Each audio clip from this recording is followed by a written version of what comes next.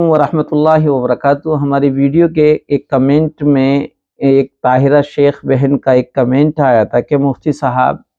انسانی بالوں کی وگ یا انسانی بالوں کی چوٹی یا جوڑا یا انسانی بالوں کی پلکیں منع کیوں ہیں؟ تو اس سلسلے میں ہم اسی کا جواب دیتے ہیں کہ حدیث مبارکہ میں ہے، حضور صلی اللہ علیہ وسلم نے فرمایا، اللہ تعالیٰ نے لعنت فرمائی ہے اس عورت پر جو اپنے بالوں میں کسی دوسرے کے بالوں کا جوڑ لگائے، اور اس عورت پر جو کسی دوسری عورت کے بالوں میں اپنے بالوں کو جوڑ لگائے، اور اسی طریقے سے جسم کو گودنوانے والی یعنی اپنے جسم پر ٹیٹو بنوانے والی، ان پر اللہ کے رسول صلی اللہ علیہ وسلم نے لعنت فرمائی ہے۔ تو حدیث میں اس سے مراد انسانی بال ہیں، اور اسی پر حدیث میں لعنت وارد ہوئی ہے، لہذا کسی بھی عورت کے لیے خود اپنے گرے ہوئے یا ٹوٹے ہوئے بالوں کو کسی دوسرے کے بالوں کو یا کسی دوسروں کے بالوں کو اپنے بالوں کے ساتھ لگانا، اسی طرح انسانی بالوں کی بنی ہوئی پلکیں لگانا جائز نہیں ہے۔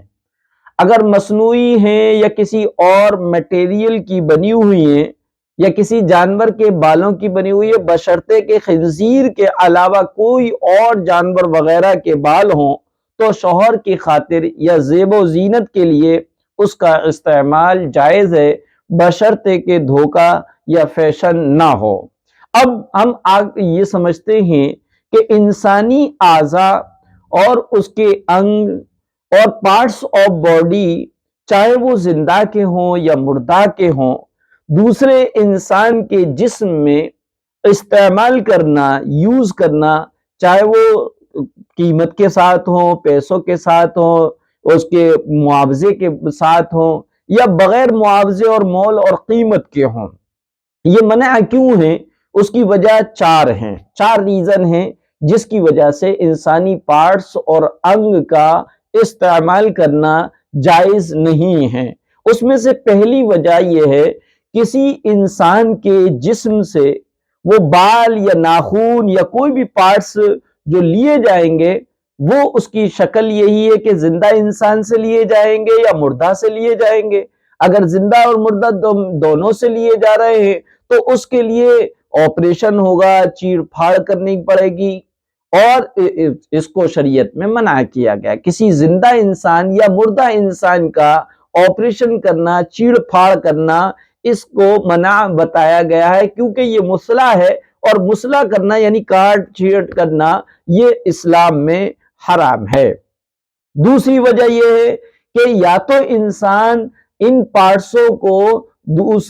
کسی دوسرے انسان کے لیے ہبہ کر دے، گفٹ دے دے، ڈونیشن کر دے، عطیہ کر دے، تو اس کے لیے ہبہ اور گفٹ کرنے کے لیے ضروری ہے کہ بندہ اس کا مالک ہو۔ اور انسانی انگ اور اعضائے بدن،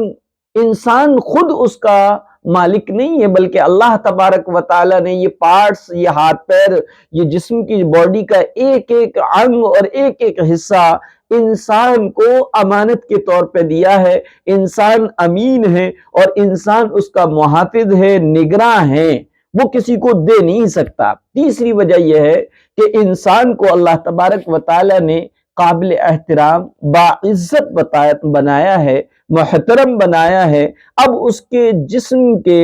جس حصے کا اگر استعمال کیا جائے گا تو یہ انسان کی عزت اور احترام کے خلاف ہے۔ تو اللہ تبارک و تعالی، چوتھی وجہ، جس کو اللہ تبارک و تعالی نے محترم بنایا ہو، مکرم بنایا ہو، باعزت بنایا ہو، ہم اللہ کے مخلوق اور بندے ہو کر اسی مخلوق کو، اسی انسان کی بے ادبی اور بے حرمتی کرنے کی جسارت کریں،